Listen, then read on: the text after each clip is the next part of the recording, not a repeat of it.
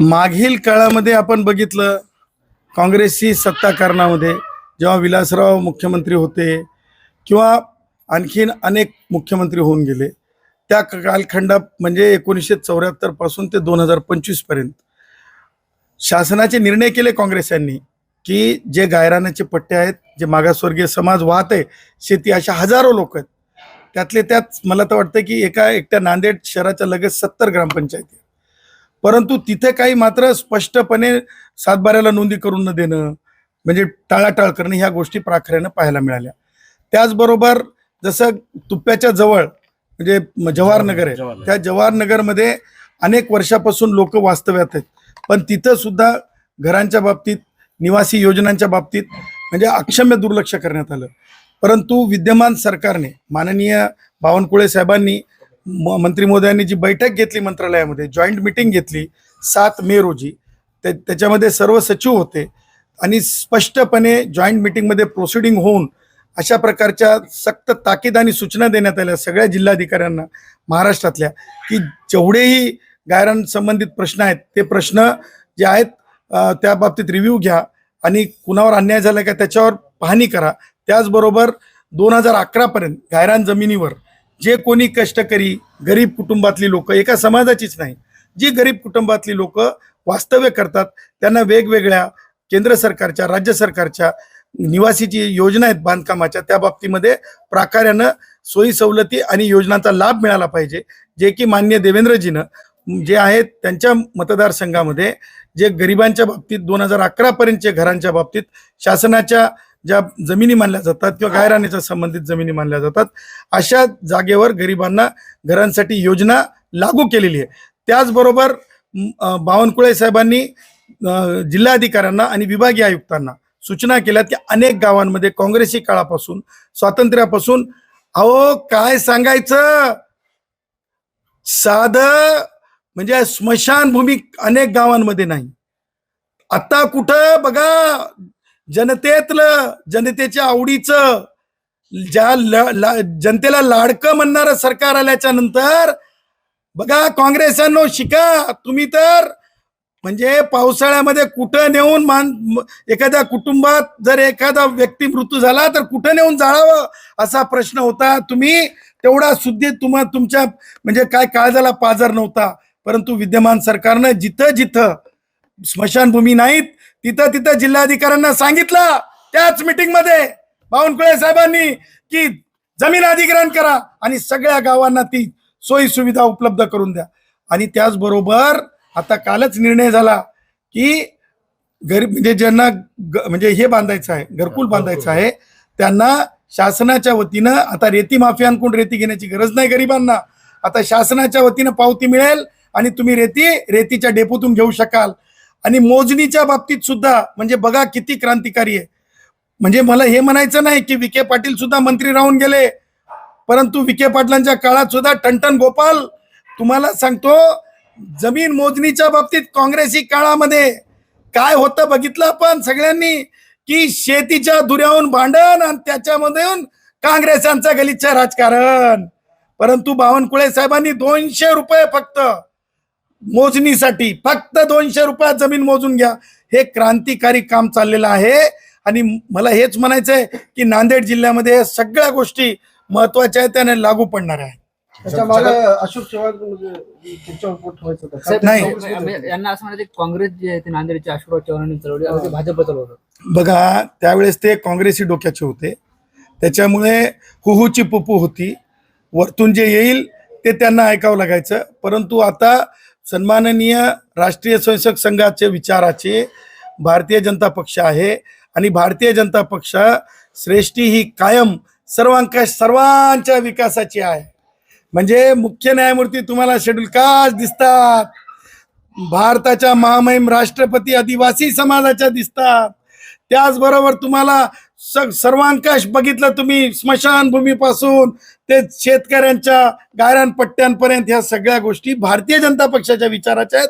त्यामुळं काँग्रेसी विचार ते सोडून त्यागून इकडे आलेत. त्याच्यामुळं काँग्रेसचा काळ म्हणून अशोक चव्हाणांना यापुढे बघू नका, तर भारतीय जनता पक्षाचा विचार म्हणून अशोक चव्हाणांनी वर्तन केलं पाहिजे, वागलं पाहिजे आणि सर्वांकष सगळ्या जाती धर्माला सोबत नेणारं भाजप, त्या प्रकारे अशोक चव्हाणांनी मार्गक्रम केला. छगन भुजबळ को मंत्री बनाना कसं करू? बाहेर का?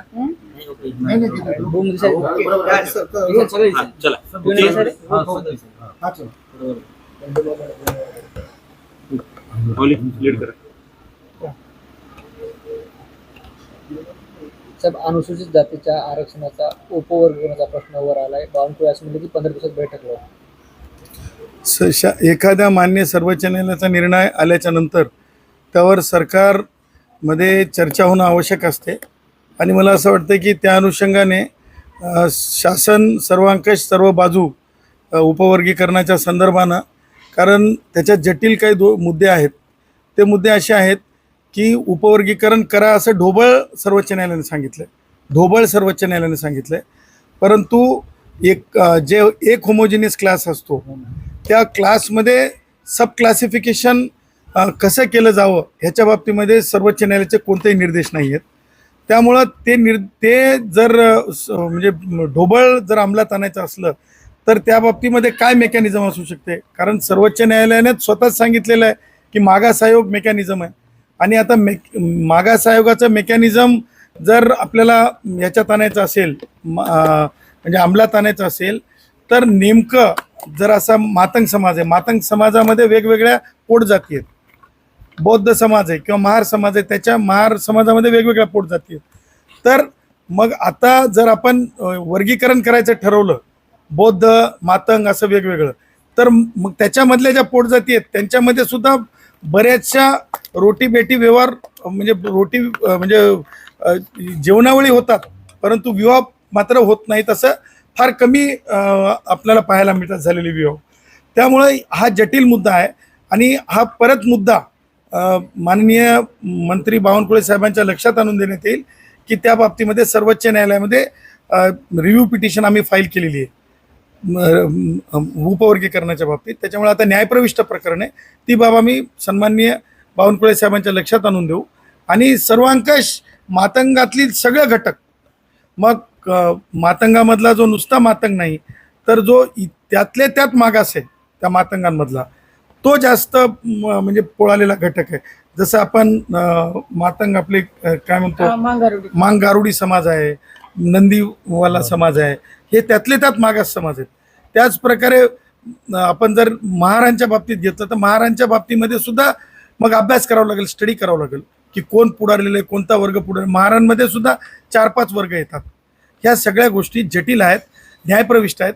ते शासन योग्य त्याच्यावर भूमिका बजावलं असं माझं मत आहे. काँग्रेसचे नेते नांदेडला आले होते आणि त्यांनी असं सांगितलेलं आहे 8,25,000 बोगस कुणबी नोंदी टेबल लावून वाटलेले आहेत, पण जे व्हिजिएंटी आहेत त्यांची एक पण मुख्यमंत्र्यांना साधी समिती सुद्धा स्थापन केलेली नाही. आतापर्यंत झालेल्या मुख्यमंत्र्यांचा सुद्धा त्यांनी उल्लेख केलाय. नाही, कसं आहे की नुसतं टीका करून चालत नाही, तर त्या गोष्टीचे काही प्राखर्यानं काही महत्त्वाच्या गोष्टी लक्षात घेतल्या पाहिजे की ज्या नोंदींच्या बाबतीत तुम्ही सांगता, ज्या कुणबी नोंदी आहेत त्या नोंदी तर आरक्षणासाठी बोगस ठरतात. ते किती हजार नोंदी म्हणालात तुम्ही?